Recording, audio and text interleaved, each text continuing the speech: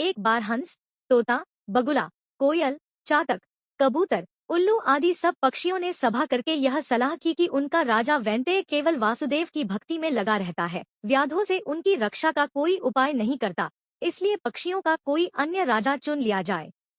कई दिनों की बैठक के बाद सब ने एक सम्मति से उल्लू को राजा चुना। अभिषेक की तैयारियां होने लगी।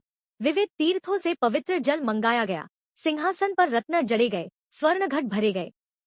मंगल पाठ शुरू हो गया। ब्राह्मणों ने वेद पाठ शुरू कर दिया। नर्तकियों ने नृत्य की तैयारी कर ली। उलूकराज राज्य सिंहासन पर बैठने ही वाले थे कि कहीं से एक कौवा आ गया। कौवे ने सोचा, यह समारोह कैसा, यह उत्सव किस लिए? पक्षियों ने भी कौवे को देखा तो आश्चर्य में पड़ गए। उसे तो किसी ने बुलाया ही नहीं था।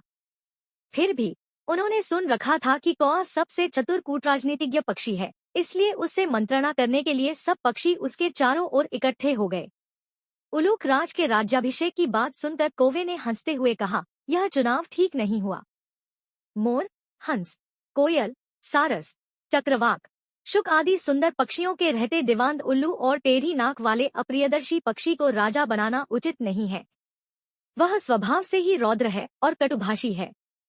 फिर अभी तो वैंतेय राजा बैठा है, एक राजा के रहते दूसरे को राज्यासन देना विनाशक है। पृथ्वी पर एक ही सूर्य होता है, वही अपनी आभा से सारे संसार को प्रकाशित कर देता है। एक से अधिक सूर्य होने पर प्रलय हो जाती है। प्रलय में बहुत से सूर्य निकल जाते हैं, उनसे संसार में विपत्ति ही आती है, कल्याण नहीं होता। राजा एक ही होता है, उसके नाम कीर्तन से ही काम बन जाते हैं। यदि तुम उल्लू जैसे नीच, आलसी, कायर, व्यसनी और पीठ पीछे कटुभाषी पक्षी को राजा बनाओगे तो नष्ट हो जाओगे। कौवे की बात सुनकर सब पक्षी उल्लू को राजमुकुट पहनाए बिना चले गए। केवल अभिषेक की प्रतीक्षा करता हुआ उल्लू, उसकी मित्र कृकालिका और कौवा रह गए। उल्लू ने पूछा, मेरा अभिषेक क्यों नहीं हुआ? कृकालिका ने कहा, मित्र, एक कौवे ने आकर रंग में भंग कर दिया। शेष सब पक्षी उड़कर चले गए हैं, केवल वह कौवा ही यहाँ बैठा है। तब उल्लू ने कौवे से कहा, दुष्ट कौवे, मैंने तेरा क्या बिगाड़ा था जो तूने मेरे कार्य में विघ्न डाल दिया? आज से मेरा तेरा वंश परंपरागत वैर रहेगा। यह कहकर उल्लू वहां से चला गया। कौवा बहुत चिंतित हुआ वहीं बैठा रहा। उसने सोचा, मैंने अकारण ही उल्लू से वैर मोल ले लिया।